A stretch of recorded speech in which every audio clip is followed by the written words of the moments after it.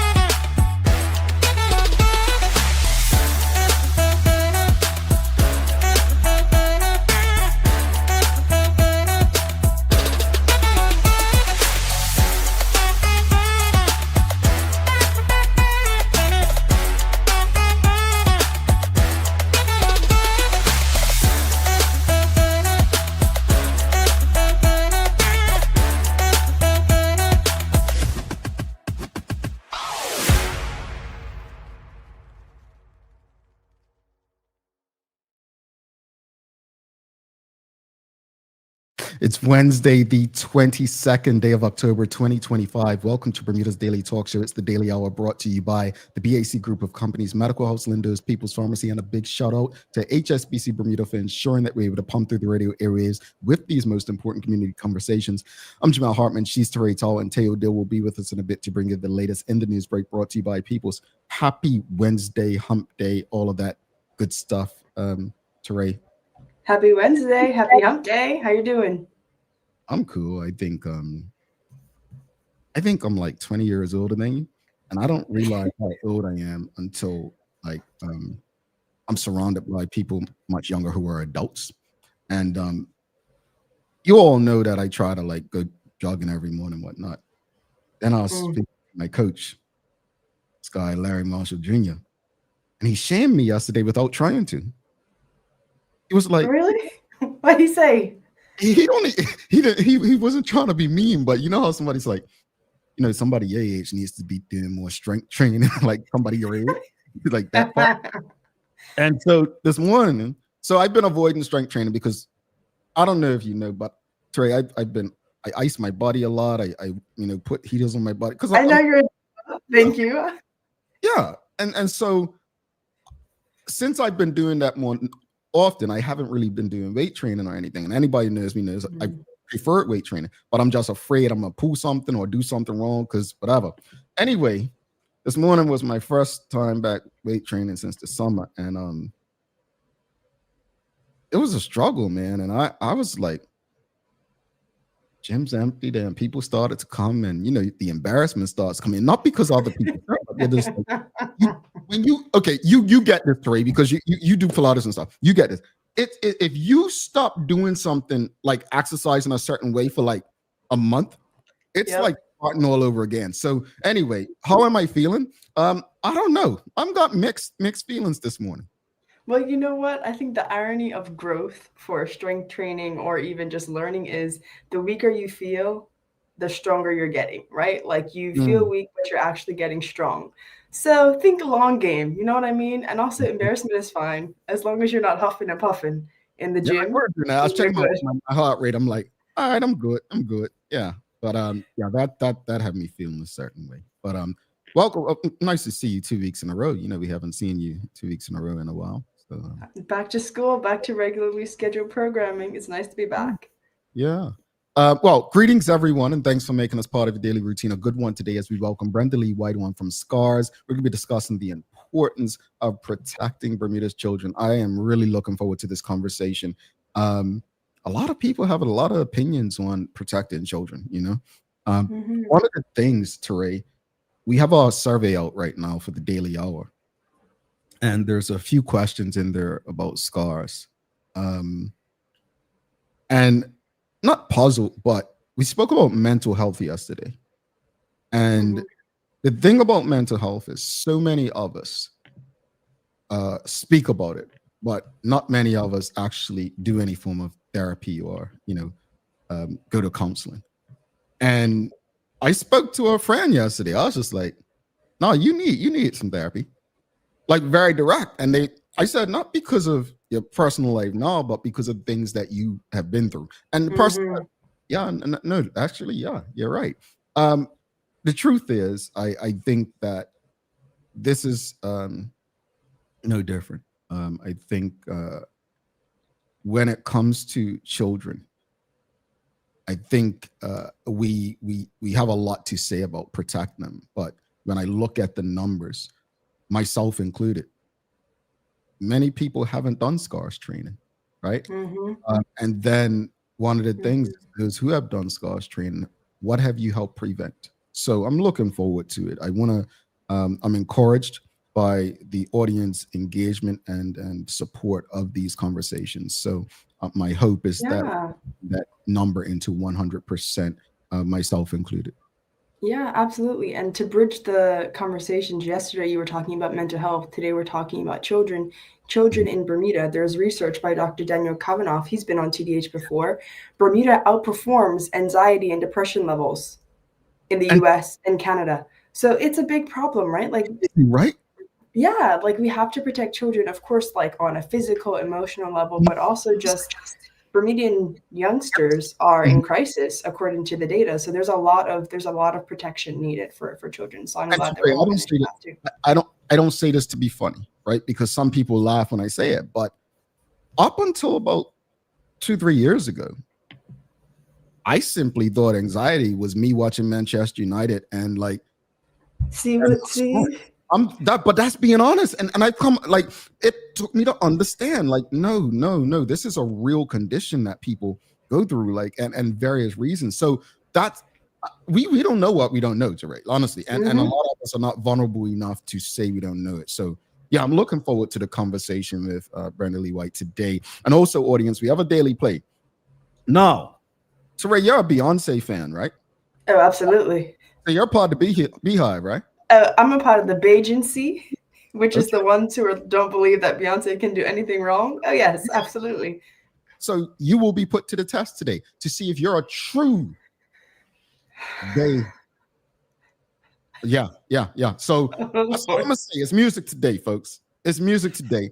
And for all of you people out there who claim to be high, be agents, whatever you want to call it, you're being put to the test today. All right. All right. Audience, don't forget to subscribe on our website. Follow us on all of our social media channels to stay up to date with all that we have going on. Help us grow beyond the mic as we do our part to continue to improve our community. Let's jump right into it. There's reports. People on social media have said that on a podcast, Zandy Silva said that he will be running for leadership of the Bermuda Progressive Labor Party upon David Burt's reported potential supposed exit. I don't know how I want to say it. Careful words there. Yeah. Exit next year.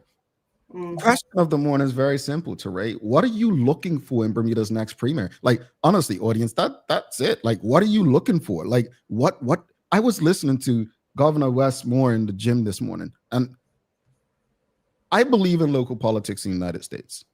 And I've been very open about this before. Fonnie Willis had my heart and my vote. Simply, I didn't even, again, my ignorance, I didn't even know what she looked like. But I'm going to tell you why she had my heart and my vote. She was trying to eradicate gang violence in my city. That's something I was for, right? So I understood the importance of local politics long ago in a place as big as the United States. Local politicians fighting back against big politicians who are trying to send the National Guard in and still want like that there. I get it. So in a Bermuda context, I feel like we're local politics because the guy, the gentleman who's coming on tomorrow, the governor of Bermuda, would be, though not elected, the big guy. That makes sense, right? Representative of His Majesty's, the King. Yeah. So question of the morning is, what are you looking for in Bermuda's next premier? And most of all, Teray, who do you want as Bermuda's next premier? Well, I'm not offering any endorsements or any names. So, because I don't know who I want as Bermuda's next premier, at least publicly, I don't know. But I think what I would want from Bermuda's next premier is kind of similar to what Anthony Richardson says. He says he wants someone who's honest and direct to the people and a leader who is effective. I mean, I think that's really all we can ask for, right? Especially in this current moment when a lot of Bermudians are feeling like we don't have honesty, or we don't have effectiveness, or we don't even have transparency. So I'd be looking for somebody who comes in and acknowledges the state as the people see it, not as the PLP frames it, and actively works to correct it. But also, I'm coming back like to Bermuda. I graduate next year. I'm in my last year of school. So I'm thinking about coming back to Bermuda to live at least for 2 to 3 years, depending on what happens in the US, right? So I'd be looking for a premier who's interested in ensuring that my landing can be as smooth as possible. Housing, cost of groceries. I want a car. I want to be able to go to a gym. You know what I mean? I don't want to have a massage while I'm riding on the roads. I don't want it to be a roller coaster. I want smooth roads. You know, all those. I want them to solve every problem, basically. Teray returning to Bermuda next year. Ooh, it's a natural disaster, boy. That's like Teo returning to the airways, boy. I'm just but no, I'm being real though, in saying this. I mean, if you want Bermuda's best back, then I mean that this is step one. But I take your point. Treat me well. Treat me well when I come, because I will leave.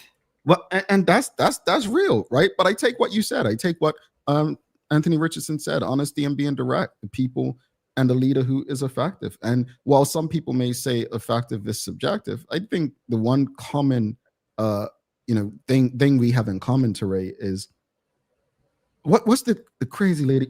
I'm not calling people names. Sorry, the lady from Georgia who used to always bad Marjorie Taylor Greene. She knew who I was talking about. Knew who I was talking about. Yeah. The only person who knew who I was talking about it's Teo. Seriously. But I say that because something's happened. Either she got struck with a rock in her head, or she's literally just found a conscience, because out of nowhere, this woman is starting to sound like a woman of the people. She's saying, oh, we're giving 20 billion to Argentina, but people still can't afford groceries. And she's starting to call stuff out. And I think she's now using the woman stuff. Oh, a woman this, a woman that. Oh. She wants to be president. Clock it. I guess me saying that is, when I think about Bermuda and I consider what I might look for in Bermuda's next premier, the first question I ask myself, well, what do we currently have? What do we currently have that would be wise to keep in the next leader?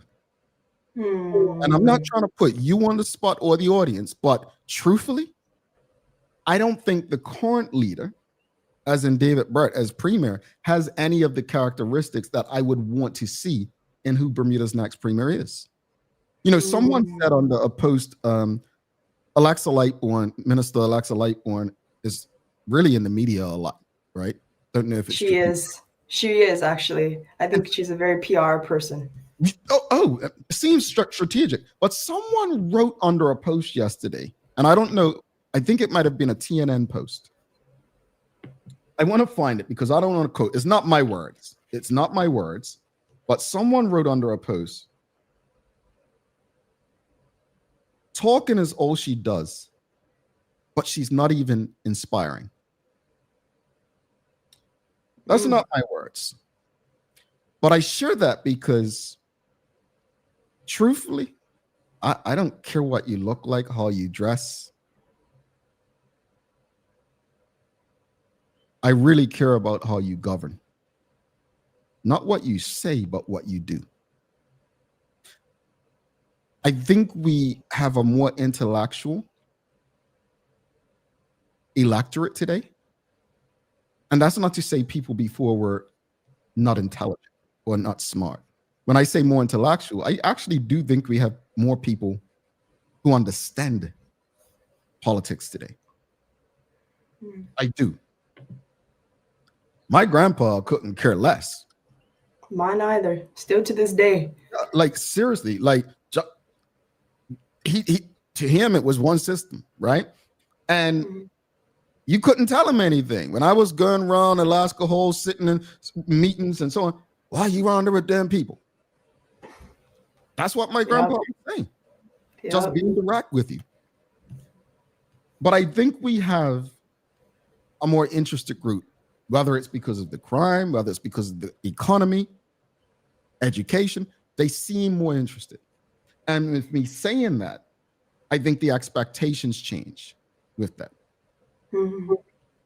I could be wrong. This is your daily discussion brought to you by our friends at Titan Express and Secure. Teray, you want to go to the comments? We got anything? I do, but before I do that, I want to respond because I think your question about what we want to keep from the current leader, Premier David Byrd, to the next one is an interesting one. I find that Premier Byrd and President Biden are similar.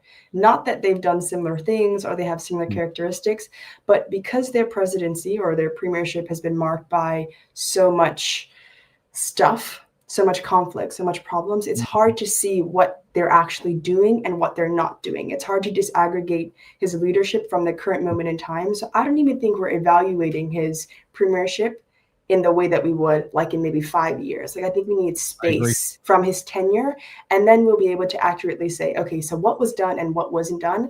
And I feel that Biden is the same way because people hated Biden by the time he jumped out of the race, point blank, period. People did not like Joe Biden, but Joe Biden was perhaps a transformational president in the way that we haven't given him credit for, and also perhaps a destructive president in a way that we haven't given him lashings for.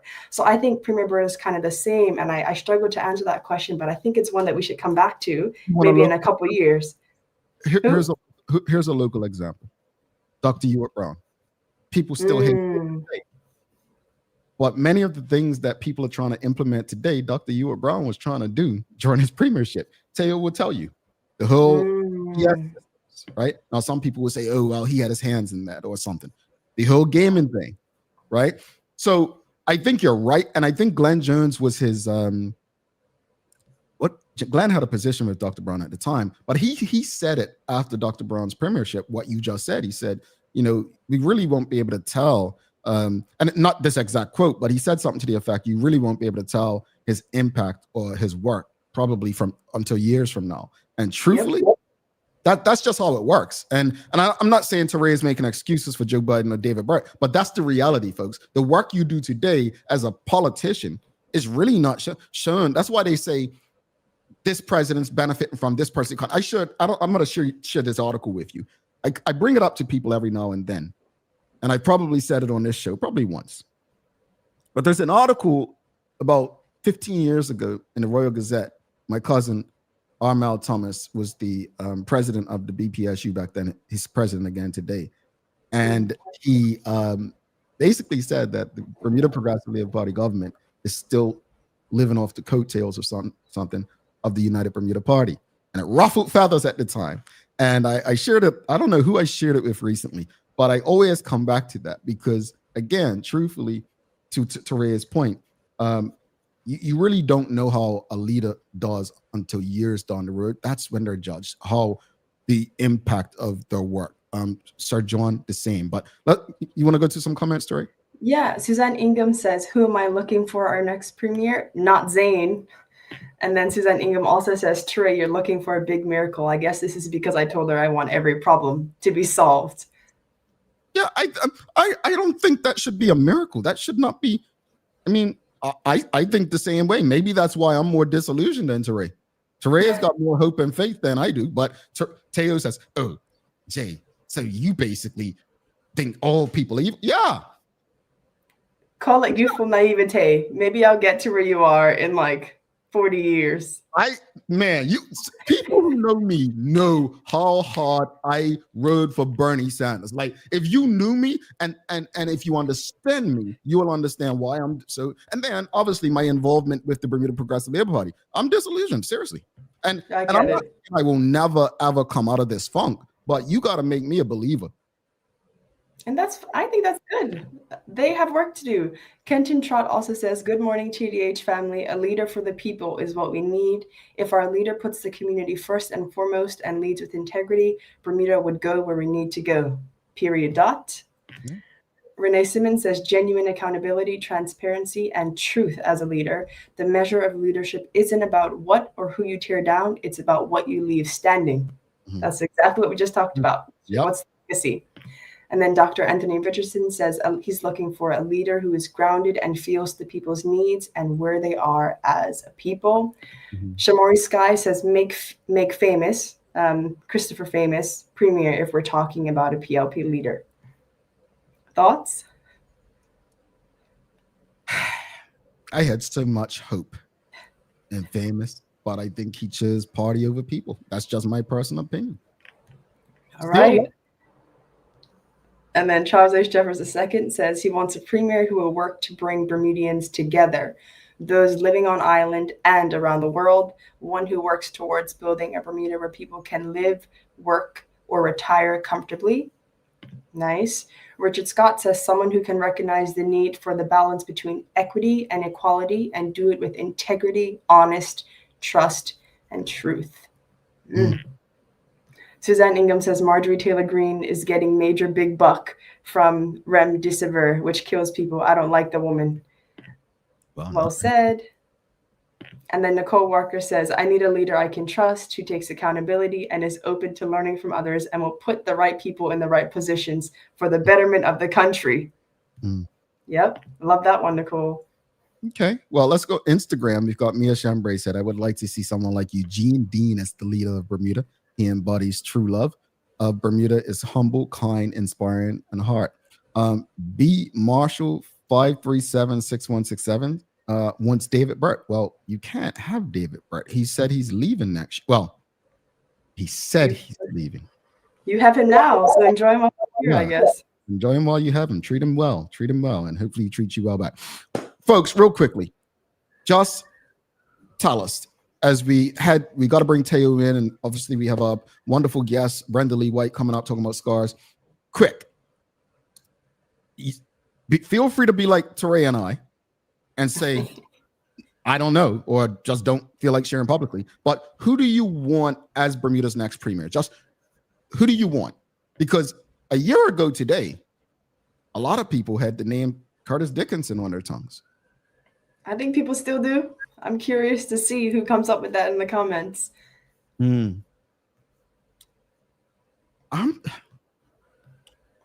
think Curtis Dickinson possesses, I think, the intellect people believe, the integrity on the surface that people believe they want in a leader. I do think that he does possess that integrity pill. Real quickly, before we give thanks to Titan Express and Secure, Charles H. Jefferson II says, Dr. Brown was an innovative leader. His ideas probably would have been better received if he had a more gentle approach. Man, that's not like those people that tell me, but Jamel, your tone.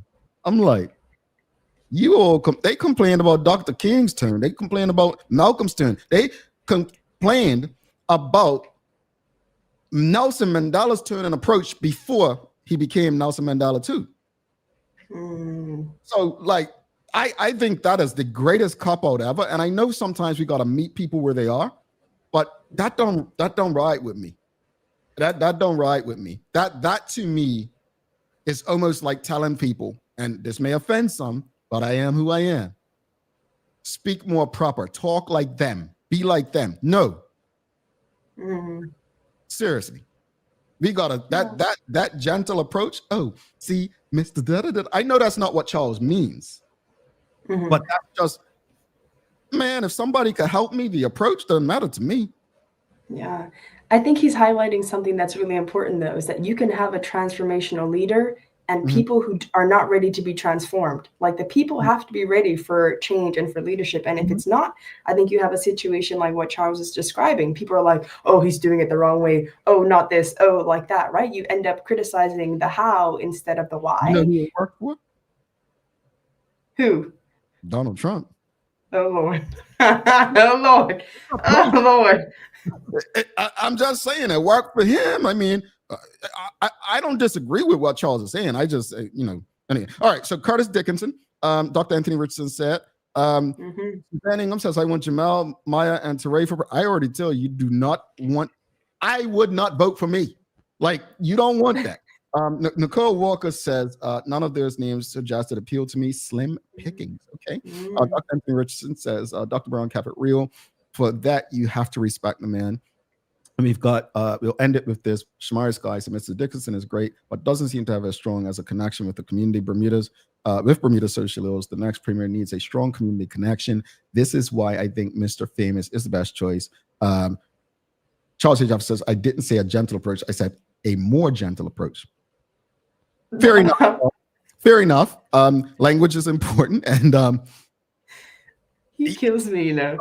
Dr. Brown is, I don't want to compare it. He's not, I think any comparison to Donald Trump's bad. Anyway, let's give some thanks to Secure and Titan Express. Then we'll bring Teo in. Don't forget, we've got Brendalee White coming up for an important conversation. In the meantime, audience, do us this favor. You all have been great. We've gotten some record numbers, but Shamari Sky, Michael Daniels, Nicole Walker. Oh, I'm calling people out this morning. Jay Land, Renee Simmons.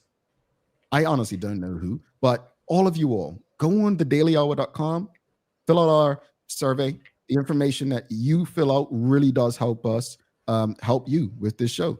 We're going to pay some respects to Titan Express and Secure. Then we'll bring Teo Dillon for your Daily Hour news break before we take a break and bring our guest in for the day. Stick with us. The Daily Discussion is brought to you by Titan Express and Secure. Visit TitanEXBDA.com, your leading tour and transport provider specializing in Black History tours throughout the island. And SecureBDA.com for all your property management, waste management, residential, and commercial trucking needs. Professional, punctual, and reliable service is our commitment to you. All righty. Well, let's bring Teo Dillon for the Daily Hour news break. I'm really interested because Teo was hired by Dr. Brown as appointed in the Senate. And I think one thing Teo is going to be honest. Although he's changed, he's gone a bit soft. I say that just because that's what people say about me. I've gone a bit soft. I don't know what they mean. I mean, I've got bills to pay, but I'm interested to honestly hear Teo's direct response as to the kind of leader that he would like to see, having been in that space and the terrain probably following in his footsteps.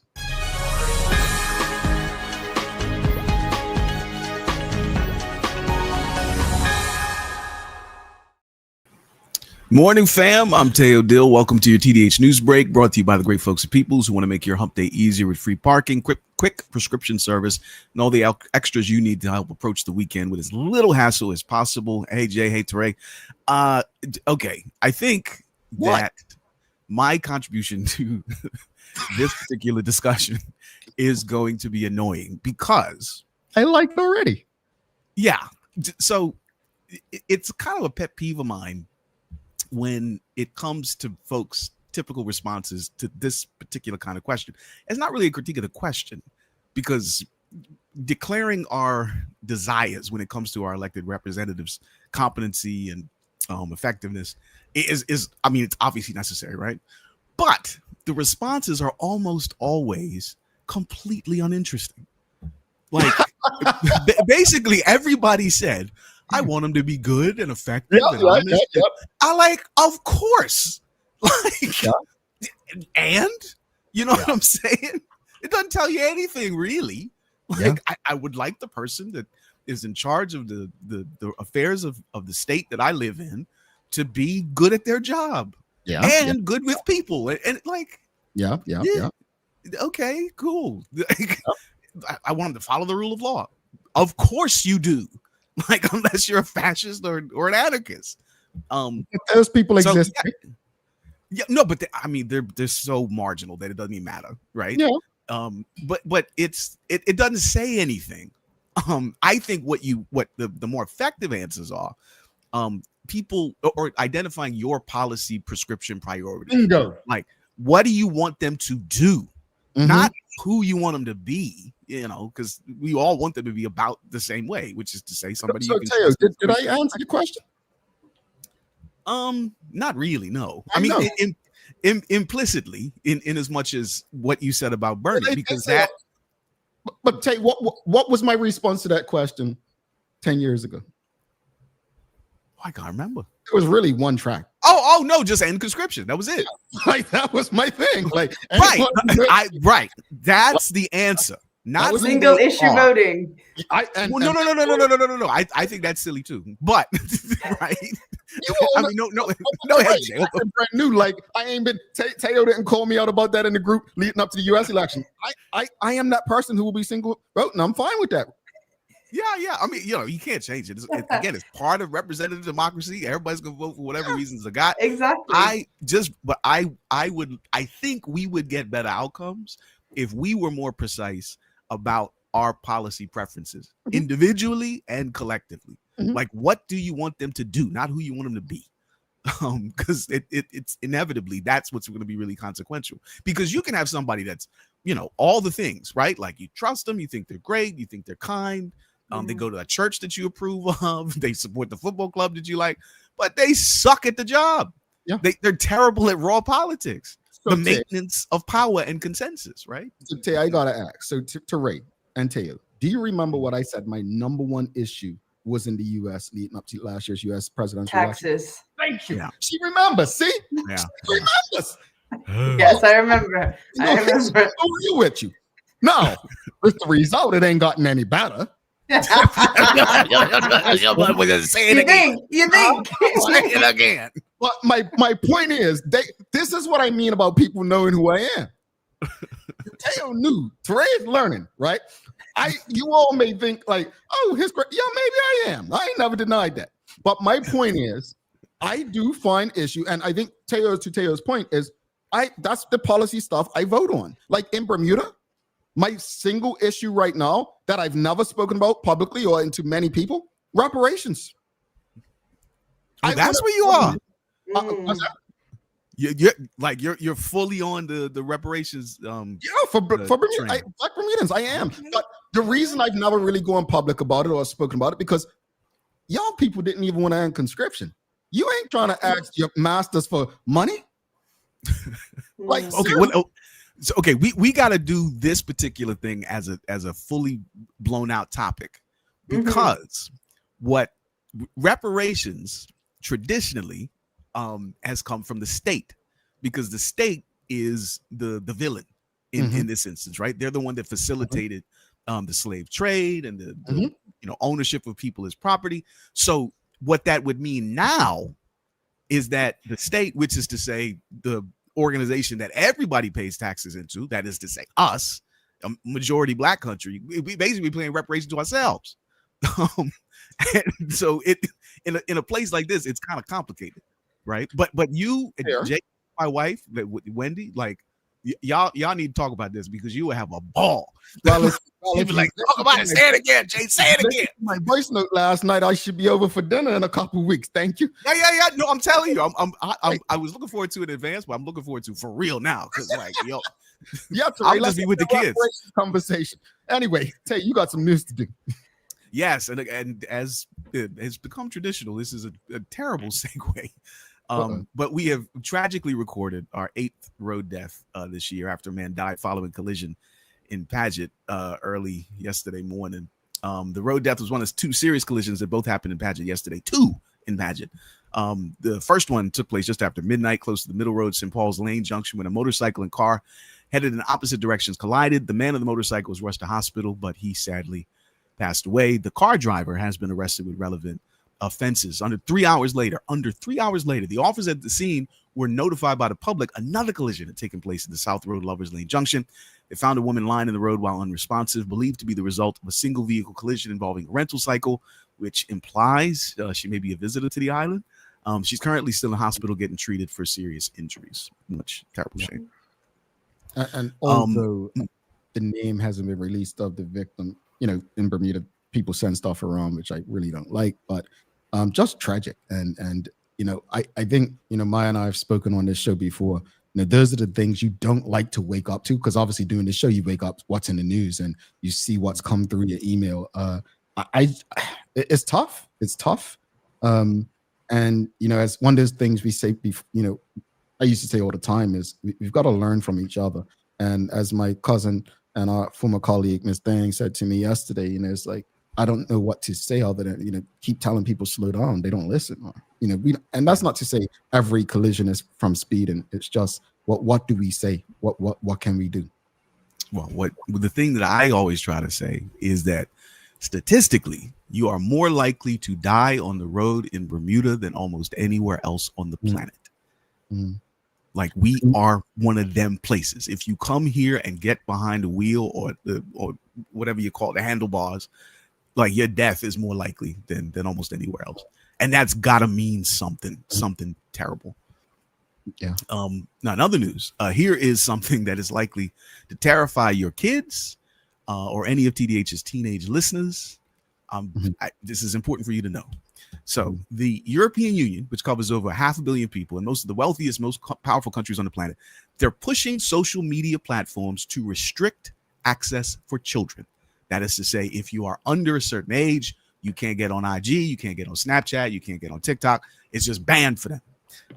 And the three major sticking points are how to define a child online rather than anybody under 18, how platforms will verify age without compromising user privacy, and here's the big one, whether parental consent is enough or do platforms have to do blanket bans. Now, here's why it matters to us. We're a tiny little territory that will likely be subject to these conclusions without any direct input from us to the big social media platforms' decision making. So it could mean that all of a sudden our kids lose their accounts and revolution breaks out, especially if the digital market fractures and local users and developers who serve EU citizens are now jammed up with a bunch of compliance issues. Like, this is a thing. Like, the EU is going to do something significant within by the end of the year, I would think, based on the timelines.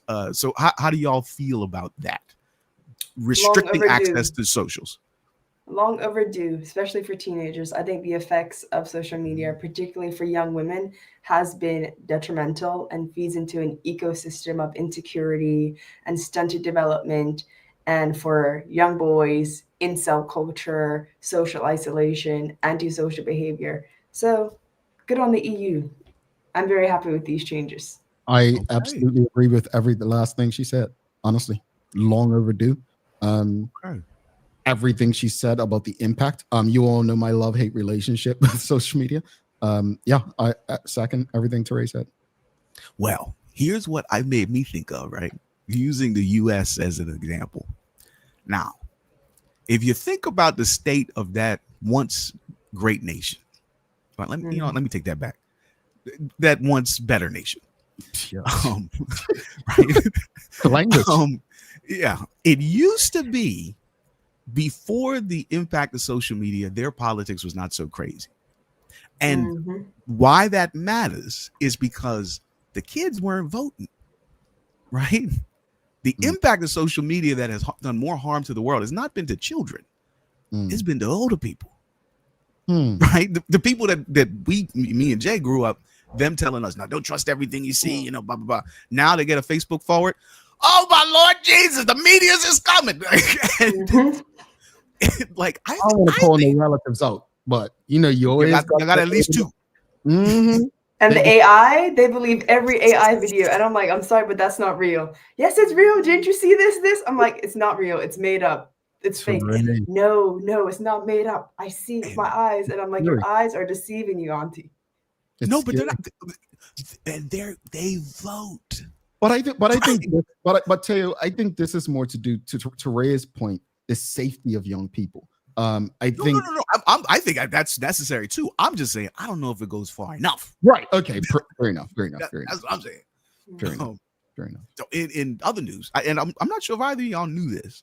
It's a really weird fact, but it's just real. Bermuda, like our Bermuda, shows up in the title and setting of video games more often than some of the most well-known cities on the planet. More than New York, more than London, more than Paris. Like, we are just the name of games a lot. And a new one called Bermuda Survivor, it just dropped, and here's a small snippet of the trailer for the game, so you can see what some of these things impersonate a half-naked diver on a mission to save his crew. Absurd abilities, weapons, fire, bombs, slashes, tanks, warrior raccoons to fill your entire screen with power. Stand against a non-procedural island, monsters, strange objects, death traps, lava, serious chickens, fetch quests, and of course, some evil dudes. So, this is the thing though. There are 30 years worth of games that just like that one, have been at least mostly based on the long debunked myth about our island. That is to say, the Bermuda Triangle is actually a thing. The first one that I was able to find out about is called Bermuda Syndrome. It's a 90s PC game where some pilot crashes into dinosaurs because of course he does. And then down in Bermuda, this other game makes you solve puzzles in a cartoon version of Paradise. I kind of sort of close, I guess, but no, we're not like that at all. Beasts of Bermuda's got dinosaurs fighting hurricanes, which represents at least part of the local experience. And then there's Bermuda Lost Survival, which sticks you underwater, dodging sharks and superstition. Bermuda Adventures lightens it up. It's closer to one of those phone app games like farming, family fun, sunny islands. And we take that one, despite the fact we got way more space, of courses than farmland, right? I'm sick of these games. Wait! I'm getting there. So everybody loves using the name, but the real Bermuda, like it ain't none of this. It never will be. Never was. Never will be. I don't know who I should email, but I feel like something should be done. I think the cat's out of the bag already. In a Tay, I don't know. Like Bermuda, you could be back and forth from the island for less than $400 sometimes. Like just come. We got YouTube. I say this with respect to the people in the South, right? I've lived in 7 states, multiple cities and towns, right? And I don't know if you guys have experienced this. People in the South, most of them ain't the smartest bulbs in the chandelier, right? Nah. I love them. Hey, calm down, bro. Calm down. But when they say stuff like, "Oh, I didn't even know people lived in the Bermudas," the Bermudas. Yeah, I get that one. And I'm just like, these games, they've been playing these games. Maybe. Do you remember? I think I told you about it before. Like when I was in Toronto when I was a kid, and that's when you're most, well, at least for me, like I was the most insulted by stuff like this. Like it just really bothered me. I was willing to do something about it. So what's that big mall in Toronto? The Eaton Center. Yeah. So I was walking around, and somebody heard one of my group's accent, and they just walked up. Oh, that's interesting. Where are you guys from? And my buddy says, "Oh, we're from Bermuda." And they're like, "Oh, wow. Oh, your English is so good." Oh, and I couldn't help. Wait. I couldn't help myself. So I was like, "Yeah, thanks very much. We work on it very hard because it's so different from the indigenous Bermudian language." They're like, "Oh, what was that sound like?" I was like it's a series of clicks and pops. So I said, "I can teach you how to say good morning, how are you?" And they're like, "Oh, yeah, sure." And they did it back. I said, "Hey, now you just call my mother a name. So don't." Propaganda machine, Teo. You are the problem. You are the problem. They deserve it. The internet was a thing back then too. They should know better. I mean, yeah. They had no excuse. Tay, what's the weather like? We got a guest coming. Oh yeah, sorry. It should be relatively uncomplicated, but the conditions will not last too long. High pressure should keep skies mostly clear and dry to a dominant high. Tomorrow is going to be much more rainy because some moisture will be wrapping around the southern flank of that high. But today, you don't likely need your umbrella. All righty. Thanks so much, Tay. Tarek, do you have anything for us as far as days of the year? I do. Today is National Make a Dog's Day today. So your favorite dog, your neighbor's dog, your friend's dog, make their day. Get them a treat. Get Bella a treat, Jamal. Buy Bella a treat. You all don't think dogs have too many days? No, I don't think they have enough days, quite frankly. Well, I won't go that far, but I understand what you're saying. You see Black people and animals, yeah? There's an inherent tension between the two. Well, Bella I'll get Bella some treats. I can't get her any more toys. I tell you all I'm banned from getting a toy. So we'll get on Noah's Ark, get her some treats or something like that. There you go. Yeah. Sounds sharp. Charles asks, does a hot dog count? No, Charles. A hot dog does not count. Unless you're talking about a wiener dog, like a dachshund or something, like a dachshund. Jay, just one last. I learned a bit of, I guess it's Gen Alpha slang that I never knew. You know what a glizzy is? Glizzy? It's a hot dog. I didn't even know that one. Goodbye to you. I don't even understand this lingo. It's y'all. A glizzy. Just say a hot. I'm gonna get my blood pressure. You have a wonderful day. We'll see you on Friday. I take care, y'all. That's just a glizzy. What is that? Let's take a quick break, folks. We got Brendalee White coming up for a very important conversation. A lot of us have opinions about protecting children. Let's speak to the expert and let's see what more we can do to ensure the safety of our young people in our community. Do not go anywhere. In the meantime, if you're streaming with us on Facebook, LinkedIn, YouTube, Twitter X, or Instagram, give us a thumbs up, a love, a like. Make sure you share the conversation with your friends, your family, your colleagues. Also, folks, if you haven't already, and plenty of you haven't, whether you are named, I'm calling people out, Dr. Patricia Chapman, Colton Fleming, Robert Father Bob Bean, Amari Simons, please go on to dailyhour.com and fill out our survey for us. And we'll be back to continue this community conversation with a very special guest, Brendalee White from SCARS. Stick with us. Take a look at our workwear for construction workers and tradesmen. Durable, stretchable in all the right places, and plenty of options for tools and accessories. Here with our wide range of tough and comfortable footwear, you can't go wrong. As you can see, Medical House really is a one-stop shop for everybody. We can't wait to see you. See it all at our new expanded location on Bakery Lane. Discover Drop It, your go-to grocery delivery. Browse and select from a wide range of groceries, from fresh produce to daily essentials. Our friendly drivers deliver fresh groceries to your door fast, saving you time and hassle. With Drop It, you get fresh groceries delivered fast so you can focus on what really matters. Drop It, freshness at your doorstep, delivered to your door with Lindo's. Why go anyplace else?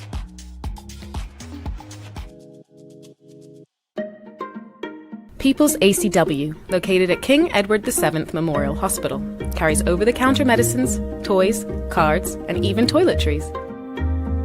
Our knowledgeable staff are there whether you're at emergency, visiting family, or a member of BHB staff, to show you our best even when you're feeling your worst.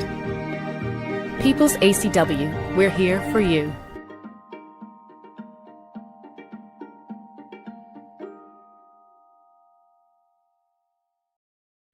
At HSBC, how we do business in our community is as important to us as what we do for our community.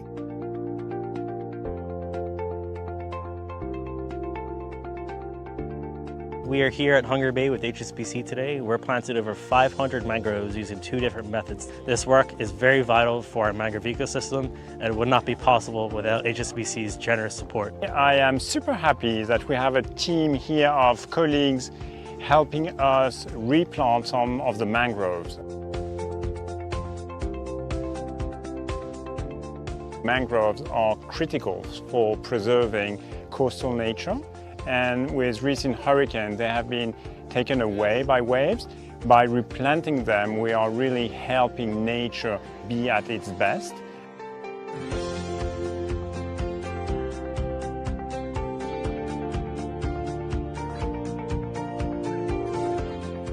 Thank you so much for HSBC for sponsoring the Microforest Project, but by extension, the Hungary Bay Restoration Project. Thank you to all of the charities, corporate partners, and HSBC volunteers for your commitment to our community. SCARS stands for Saving Children and Revealing Secrets, and we are a Bermuda nonprofit organization whose mission is to reduce the risk of child sexual abuse and to be an advocate and a voice for children who've been sexually molested, as well as their affected family. New media like the Daily Hour is really important in partnering with organizations like SCARS. It's another platform for us for awareness. There can be no radio silence as it relates to child sexual abuse, and we need as many initiatives as we can get. We need to keep this message alive. In terms of us and the work that we do, live engagement is good because it allows the audience to ask questions, to make comments, even to provide us with encouragement and support. What I love about the live engagement when SCARS is being interviewed by Jamel is just this feeling of safety, this feeling that he gets it. He cares about children. It's a connection.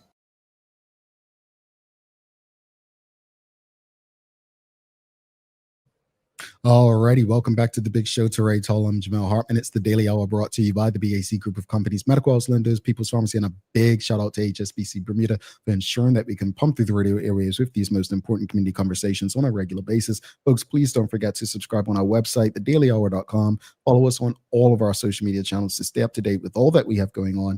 Help us grow beyond the mic as we do our part to continue to improve our community. All right, without further ado, we've got a very special guest for the day. Please give a warm TDH welcome to Brendalee White from SCARS.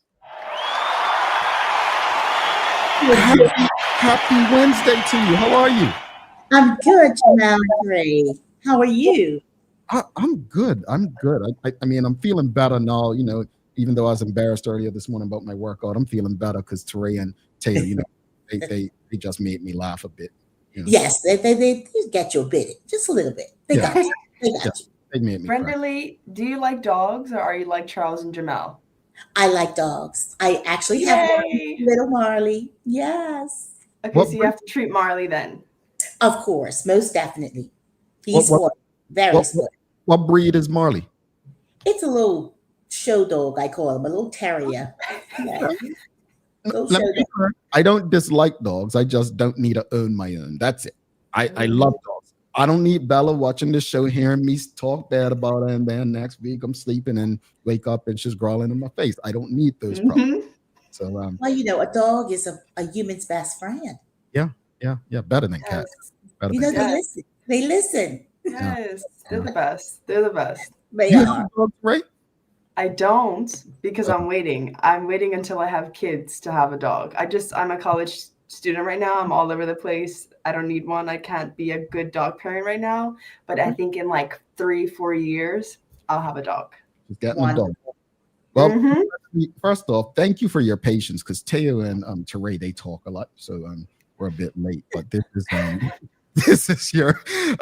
this is our SCARS conversation for the month, brought to you by QBE Foundation, and we're really excited with this partnership and the conversations we're able to have. Like we were saying earlier, so many people have opinions and perspectives on, you know, child safety and protecting our children. But before we jump into that conversation, what we're here to discuss today, just tell the audience a bit about yourself, your background, and what it is that you do. So at SCARS, I'm the operations manager. I report directly to our founder and executive director, Debbie Ray Rivers. At SCARS, my responsibility is in managing and overseeing the daily operations and ensuring effective and efficient service delivery to anything related to SCARS. My background comes with many different career choices, from law enforcement to medical, and I think because of that, that's why I'm here today at SCARS. We love to hear it. We love to hear it. Let's speak to that, like you being at SCARS. What first inspired you to join SCARS and commit to such an important mission in Bermuda? So, guys, I was first inspired by SCARS because of its unwavering commitment to protecting children of our Bermuda community. Its courage in comforting difficult truths and breaking that silence around abuse. The organization's mission to both safeguarding children and revealing the hidden dangers that face and resonate deeply within me.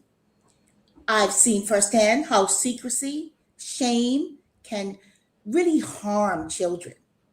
I've seen this pain in my career and my personal spaces. As I'm the mother of 3 and the grandmother of 6, my heart really hurts deeply when children are harmed.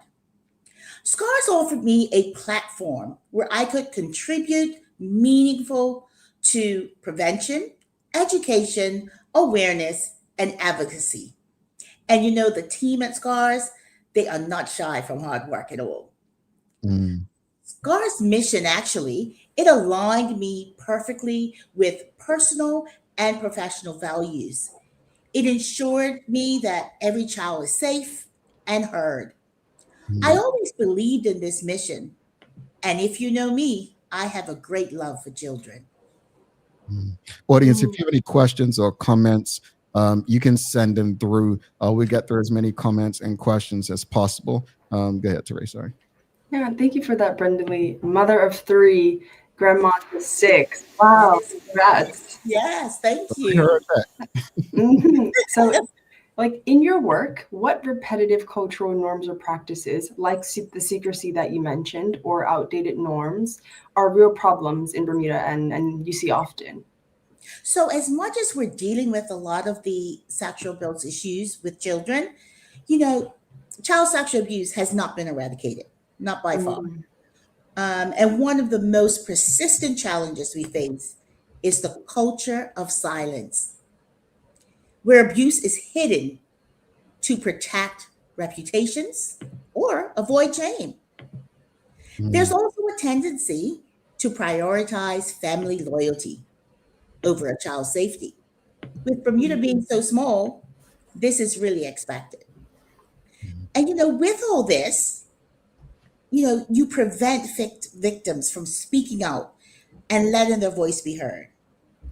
The outdated beliefs about discipline, gender roles, authority figures can also create environments where abuse goes unchecked. But at SCARS, we work to challenge these norms through education, open dialogue, as no secrets should be secrets. We must be bold in this message and get it across. Absolutely. SCARS has become a trusted voice in safeguarding children in Bermuda. From your perspective, what makes the organization's approach so effective? Well, we're effective because we don't walk on eggshells. We Hmm. lead with compassion, education, and empowerment. We don't just raise awareness, we equip individuals and organizations with practical tools to prevent abuse and reduce the risk of it. Our training is trauma informed, culturally sensitive, and it's accessible. We also build trust by maintaining confidentiality, and we also offer support without judgment and consistently advocate for systematic change, which is most definitely needed. This combination of heart and strategy is what makes our approach resonate. I love that. You're currently working on a collaboration project aimed at strengthening community awareness. Can you tell us a bit more about that initiative and how it's helping to reach more families and organizations and, of course, protect the children? So, our collaboration is actually with Balco. And this is a very powerful example of how community partners can amplify the message of child protection. As a matter of fact, on April the 15th this year, which was just a week ago, we actually unveiled a plaque and a banner at the Bermuda National Sports Center, which reads, "Every child is a treasure. Be a light in their life, value them, and protect them."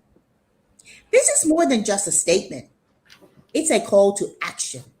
By placing this message in such a prominent public space, we're reminding everyone, from parents to coaches to spectators, that protecting children is a shared responsibility.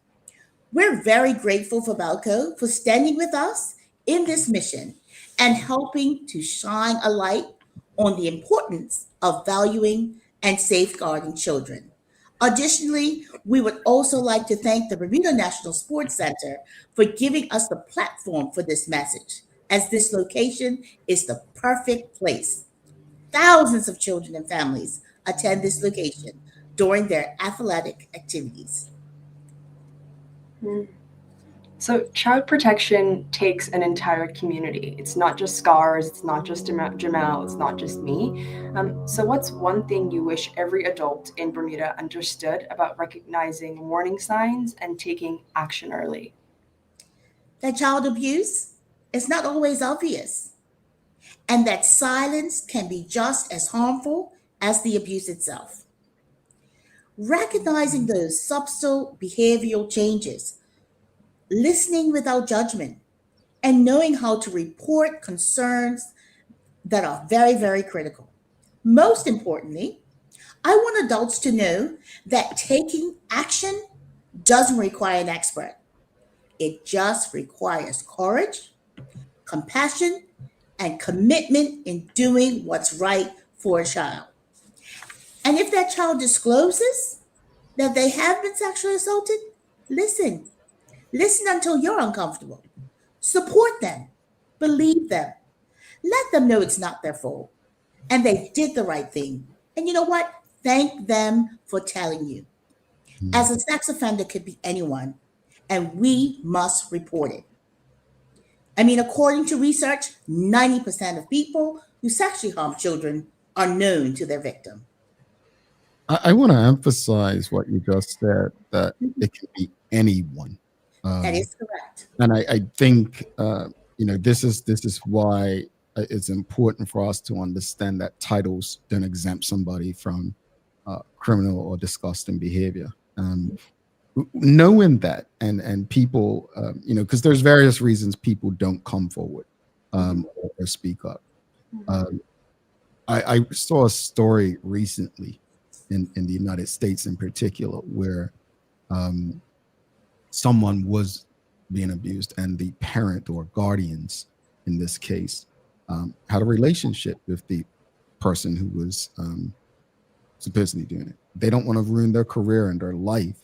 How does a child get around that? Like, I mean, when is it okay for that child to speak to someone else, like a teacher or so on? Right at the onset, they can speak out, but they're uncomfortable. And that's what the problem is. We have to realize that those perpetrators say things to kids that they're scared of. A good example, look at us as individuals that get road rage. And our children are right there in the back seat. With us acting in that manner, are the kids comfortable in saying, Mommy, Uncle so-and-so, or the neighbor next door sexually assaulted me? They're going to be worried about my mom or my dad's reaction when I tell them. So they keep quiet.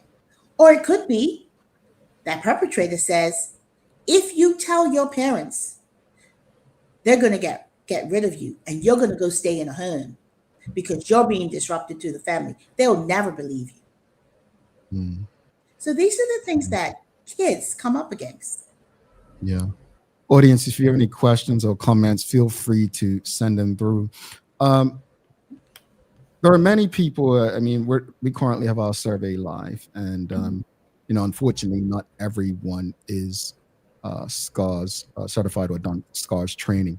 What would you say to people to encourage them to do SCARS training today? I would say jump on board. We have great donors that have donated, whereas people do not have to pay for our SCARS training. So please, please, please, this will help adults to understand and the things to look out for when it comes to child sexual abuse and the reactions that children have because of this stigma that comes along with it. We yesterday we had a conversation. We spoke about mental health, and I pretty much believe everyone could use some form of therapy, from students to adults who seem to have it all put together, the stresses of everyday life.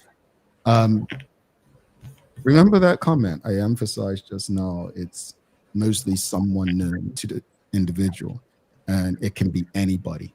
One of the things I've read about is when this happens to young children, they just don't know where to turn or who to trust. And that is correct. They don't know. And that's where relationships need to be formed right from home. Talk to your kids. Let them feel comfortable, even if the subject is uncomfortable. And this subject is uncomfortable. But if the child doesn't find trust at home, they're going to seek it elsewhere. And here the trauma begins. And it comes full force, not on just the sexual abuse that took place, but then if they can't speak at home, they're going to be running into other traumas of addiction. So you just spoke, Jamal, about the mental health aspect of it. It plays on children because let's be for real. You've been sexual abused, but sex feels good. But it's no way, even if a child asks for it, that the adult should fall for it. The adult has to be responsible enough to say no. Go a bit deeper on that particular, and the reason I ask, and Teray, I know you can relate, is people tend to think, I've seen that. I mean, these comments are disgusting when we see them, right? But you have people that still say things publicly. Oh well, she participated. How did? I don't think we really have a true understanding of what consent means and a consenting adult. Can you just speak to that so that people can really have an understanding of why this child, whether they're 9 years old or 16, 15, 14, they're still a child? Because that's what it is. They're still a child, and it's up to the adult to be responsible and take on the role of an adult. That you have to tell the child no, whether they ask for it, look like they need it, they are still a child. And therefore, they cannot answer, especially to child sex, sexual abuse. And that's exactly what it is. Indeed. Got some questions from the audience. Teray, who we got? Let's have a look. So Charles H. Jeffers II says, how can we encourage our community organizations to have their members SCARS trained, especially those working with children? Well, it's great that you said that. There are some organizations in Bermuda that it's a mandate that this is to go on, and they need to be trained with SCARS. You think of the Department of Education, the teachers, they have to be trained before they can go in the classroom. The Bermuda Football Association, their coaches need to be trained so they can get their coach's license along with their first aid training. So you need to reach out because there's policies that need to be in place when you take kids to different organizations, and parents need to look at that. And as people that's in organizations that's heading these organizations up that are dealing with children, you want to look for the safety. So this needs to be mandated by these organizations and the people that make the executive decisions on where they want their organizations to go and what they want to portray in their organizations. Indeed. We've got Tanya Cheeseman. She says, I always tell my children, if you're not comfortable telling me, tell someone. As long as you tell someone, that's what matters. Now, let's speak to this differently because let's say Teray and I were students in class, and I tell Teray a secret because children do tell their friends secrets. And now Teray knows that I have been impacted by sexual abuse or something. What is Teray's next move supposed to be? And how can we encourage Teray to speak up and speak about that? Because some people will say, well, Teray betrayed that person. You can't betray someone who's been sexually abused if you're trying to help them, right? That is correct. But you must also let that abuser know when you're talking to them. Remember, you're listening as long as until you're uncomfortable. You're supporting them. But you must tell them that due to what you're telling me, I must report it. Because we are to report when we hear this. But you don't go behind that abused person and not tell them that. You inform them that that's what you have to do. It's mandated for you to report it. So it becomes not a secret. Thank you for that. Thank you for that. And I hope anyone who has a child who knows someone going through something and they've shared something, there are ways that you can help and let them know that, if you're not going to tell, I will tell because this is wrong. Well, Charles has another one. Charles H. Jeffs II. He says, I'm not a fan of having everything enshrined in law, but should daycare teachers, church Sunday school teachers, etc., be required to be trained? Well, they are working with children. I recommend that anyone working with children get SCARS trained because it's going to teach them a lot of different things with body safety, just like a child. They keep complaining about their stomach hurting and they're getting ready to go play softball. And you notice every time they have to play softball, their stomach hurts. That's a flag. What's really going on at softball? No, it may not be sexual abuse. It could be bullying. You're right.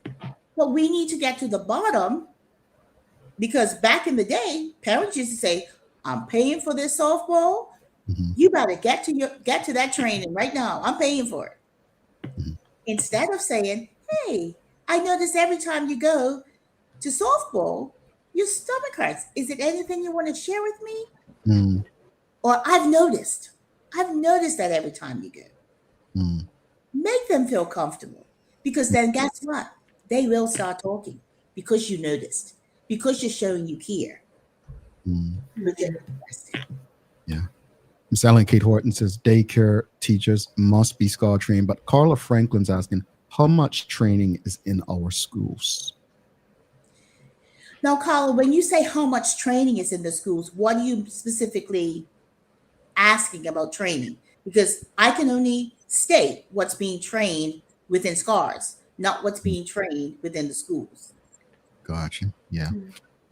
We've got Nicole Walker says Big Brothers, Big Sisters require SCARS training as well. I just love that the SCARS has grown in such a short time to get this amount of training done. And I look forward to the day when we can say that everyone who's a part of the Daily Hour community is SCARS trained as well. And we've got some work to do based on some of the responses from our survey so far. But before you head out, for those who want to get involved, whether through training, volunteering, or simply being more aware, what's the first step, the best first step they can take to help keep our children safe? So the best step I would say is go on our website, scarsbermuda.bm, and sign up for a virtual training of our SCARS Darkness to Light Stewards of Children training.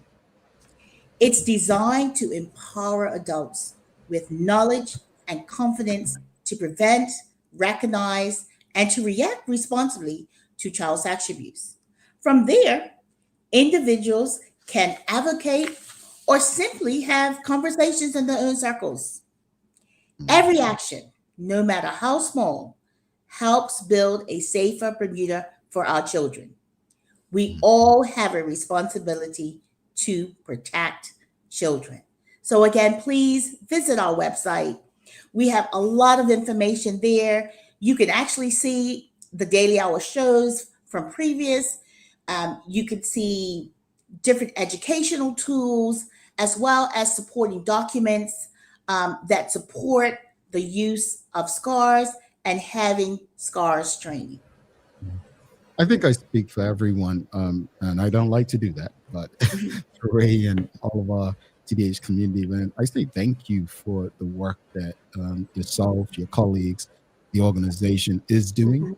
And I look forward to more people being trained, educated, aware, and less people being impacted by sexual abuse. So thank you very much for You're what most welcome. It was a joy. conversations to have. Honestly, they're really not easy conversations to have, especially knowing that despite these conversations, there are things like this happening right before our eyes in our community that we read about in the news on a regular basis. And what I like about SCARS, and folks, if you don't, follow SCARS Bermuda on Instagram, because you all know I don't do Instagram, but SCARS always shows up when I do go on there, and they don't hide when it comes to sharing their posts. Like if a case is in the newspaper, they'll share it and they'll share their words. And if it doesn't go the way of what we believe it should go, SCARS is honest. Don't let this discourage you. And this is why we keep doing what we do.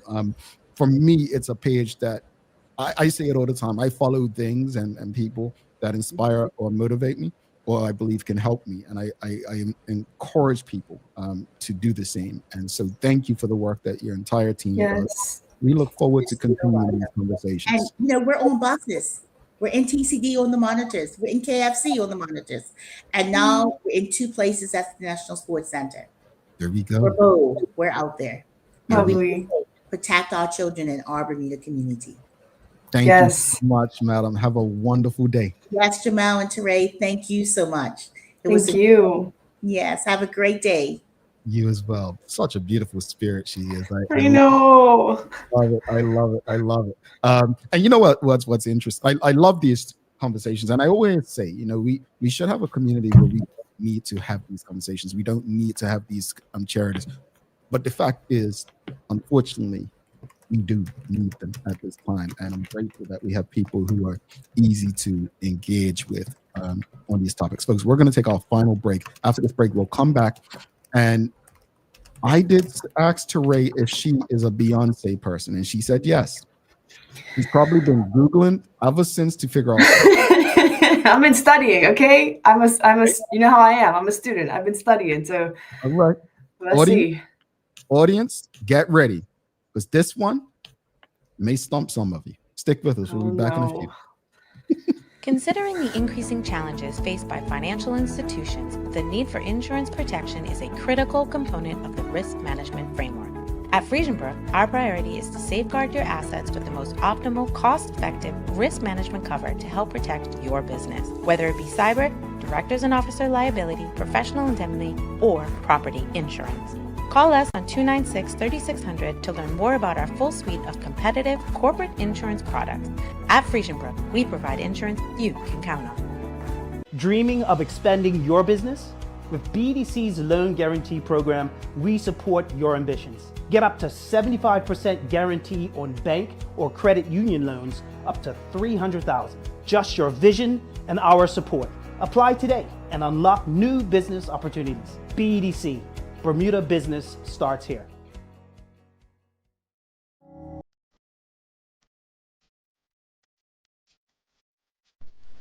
For over 70 years, Bermuda Pest Control has been protecting homes and businesses island-wide. We offer a full suite of services, including rodent control, termite fumigation, and general insect control and maintenance.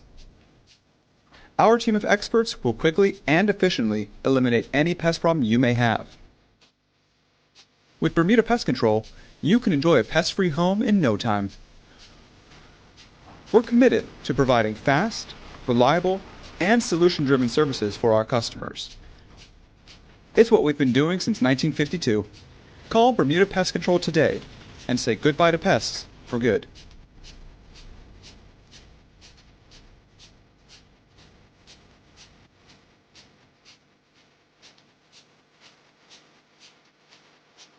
Looking for the best care for your pets? Novazog Feed and Supply has everything you need, from top quality foods to toys and supplies. We've got it all. Join our frequent buyer program and earn rewards every time you shop. Plus, we've been awarded the Clever Customer Initiative program for helping you save more. And don't forget, we open an hour early on Saturdays so you can get a head start on your pet care.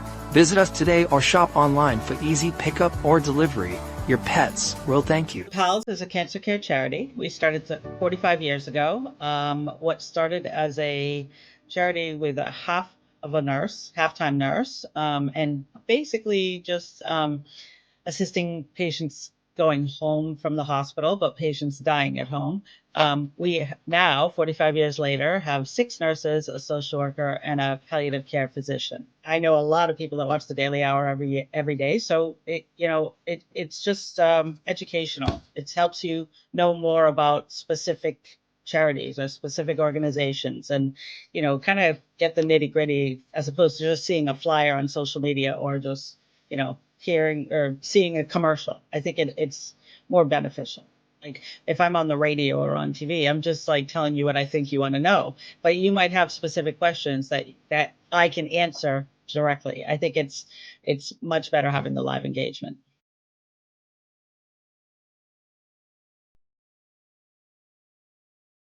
All right, welcome back to the big show. Thanks again to Brendalee White and all of our friends at SCARS, the QBE Foundation, for ensuring that we can have these important community conversations that you all seem to appreciate and engage with on a regular basis. Thanks again to the BAC group of companies, Medical House Lenders, People's Pharmacy, and HSBC Bermuda for ensuring that we can have these conversations with you on a regular basis and pump through the radio airwaves on Hot 107.5.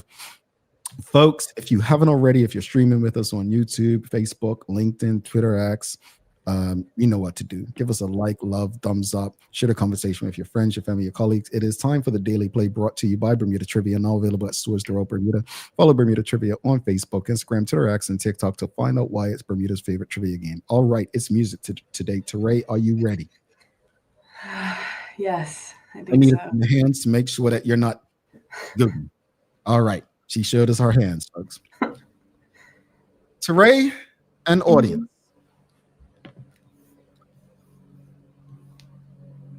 The original four members of Destiny's Child, the original four members of Destiny's Child were Beyonce Knowles, Kelly Rowland, LaToya Luckett, and who?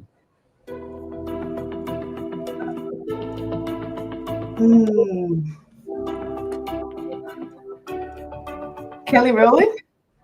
I said Kelly Rowland. But you said her? Wait, who did you say? Kelly? Michelle? Kelly, LaToya, and who else? Michelle. No. Lativia? Oh my goodness, Lativia. And it's Robertson, not Robinson. Robertson. Lativia Robertson. Yep. Stacey Ann Brown strikes again. No, Michelle came later. She came later. But the audience, they want Michelle too. Yeah. See, I got you. I got you. You did. You did. Well, you know, I feel okay about this one because you asked me if I was a Beyonce fan. I wasn't around for the Destiny's Child of it all. You know what I mean? I was here for the Beyonce, Jay-Z. They're my vibe. I love them. What she did, folks? She basically called anyone who's a Destiny's Child fan old. No, I didn't. That's what I took from it. That's what I took from it, folks. So that was like us, like in my generation, we were Michael Jackson because we weren't around for Jackson 5, right? So I couldn't name the Jackson 5. What was it? Marlon and Tito and Randy and I don't know the others, but I never knew them. See? I only knew Michael. So what happened to Lativia? Because Renee Simmons says never heard of her. Well, Beyonce and Kelly, they brought in Michelle and someone else, and then the other person didn't last long. But I think it was contractual issues. Oh. Yeah. But yeah, those were the original. You know, when they came out with no, and all that stuff. Yeah. You all didn't pay to hear me saying I ain't giving you no more. Nope. Let's wrap it up. Run. Yeah, you won't pay. My goodness, tough crowd. Let's wrap it up. Final thoughts on the leadership conversation earlier, and then obviously the conversation with Miss Brendalee about SCARS. I think what Teo said earlier was interesting about how when people ask or asked about their qualities that they want in a leader, they always say, I want somebody who's good at their job.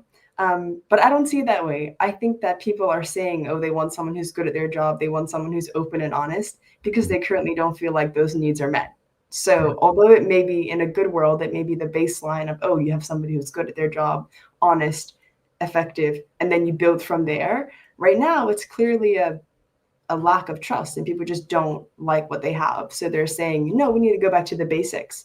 It kind of reminds me of like dating, whereas you have needs that you want in a partner. And then you have wants, but then you also have wants that you think are needs. For example, maybe it's height, maybe it's athleticism. But I think right now people are kind of focused on the needs and perhaps over-identifying with the wants. But I think it's natural in this case because they're like, okay, I'm severely lacking. So I just wanted to respond to what Teo said. But I'm curious to see how things go with the delegates conference this year and also the leadership contest next year. It was also interesting that I heard that someone on Instagram said that they want David Burt.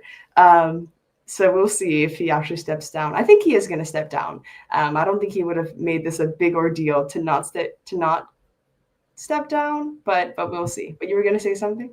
Nope, not at all. I ain't trying to get sued. All right, do you? But do want to underline I think the similarities between Joe Biden and David Burt right now, because I do think that we will look back at this tenure and think, okay, what really happened? Because there's just too much noise around his leadership right now for us to, even me, to be objective and neutral about policies and programs. But I think that's just the name of the game. In terms of stars, I mean, I think Brendalee is excellent. And I think what SCARS does is excellent.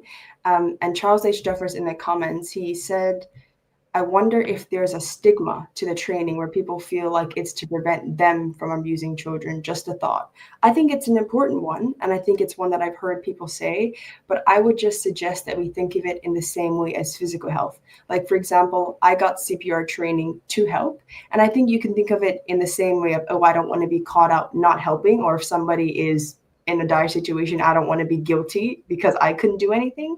But I think just like mental health, we have to think of, just like mental health is kind of related to physical health, where they're like, oh, think of mental health like physical health. Think of it like I am doing my part to make the community safer. And especially everything that's happening right now in the news, gang violence, missing children. This is one thing that every Bermudian can do for free. By the way, this is a free service. You can make the community safer by doing this one thing. You don't have to write a think piece. You don't have to start a charity. You can get SCARS trained. And in my head, that'll be enough. So I really enjoyed that. She's full of light. Yeah. As far as the conversation, I know, you know, I remember Madam Paula Cox telling me, oh, you can't just vote on one issue. Oh, yes, I can. I ain't changed. I ain't matured. Exactly. I haven't matured politically yet to be any different. But I'm honest about it. I'm honest about it. And, you know, one of the things I've learned from being politically involved and going to Central Committee and different things is that it's not just about me and what my wants and needs in the room. It's about, you know, everyone who's in the room. And I think I have very little faith in humanity when it comes to politics at this point. And I have my reasons, right? I have my reasons. And who knows? Others may feel this way one day, or maybe have felt that way and came out of it. When I think of leaders, for me, what I'm looking for is people who are not afraid to make decisions that need to be made on behalf of people, whether it's popular or not. Now, I'm not saying go the road of someone else, if you know what I'm saying. I ain't calling the names. I ain't trying to get in trouble. But you get, I'm not saying we need to go that route. But at the end of the day, some decisions that need to be made are not going to be popular, but they may be right. Case in point, and then conscription was never the popular thing. It was never, people were never in favor. One, because we were taught to believe that Black men needed discipline, right? And that's how, through brute force, not education, right? Because if it was truly about helping us, why not force us to go to Bermuda College or to an institution versus going to work camp? That was my thought at the time. Still is, actually. So I don't know. I get everyone's situation is going to be different, but I stand by, you know, find out what issues are important to you, legislation and policy, and then figure out who you think is the best person to lead you towards that promised land.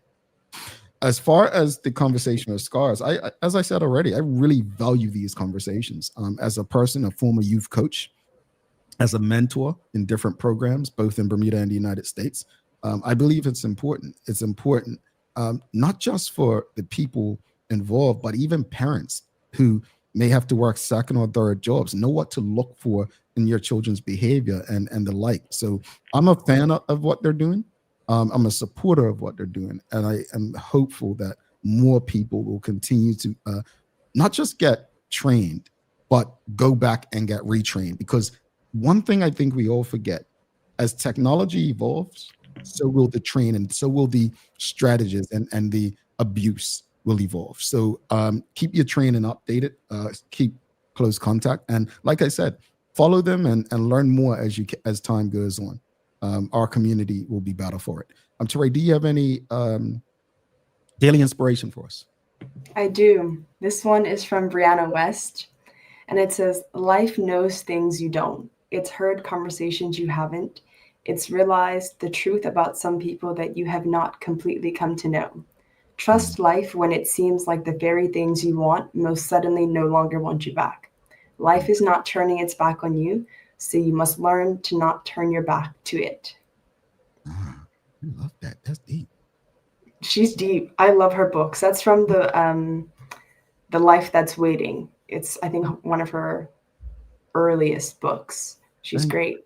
Thank you for that, folks. We've got to run, but please don't forget to subscribe on our website. Do the survey if you haven't. It's on our website, thedailyhour.com. Follow us on all of our social media channels to stay up to date with all that we have going on. Help us grow beyond the mic as we do our part to continue to improve our community. Thanks again to our partners, the BAC Group of Companies, Medical House, Lindos, People's Pharmacy, and a big shout out to HSBC Bermuda for ensuring that we're able to pump through the radio areas with you on a regular basis with these most important community conversations. As always, we appreciate you, we love you, and we thank you for making us part of your daily routine. If all goes well, we'll be back to do this again with you tomorrow as we welcome the governor of Bermuda. She's Teray Toll. I'm Jamel Hartman. Please do make it a safe and a great day. We are out. Peace.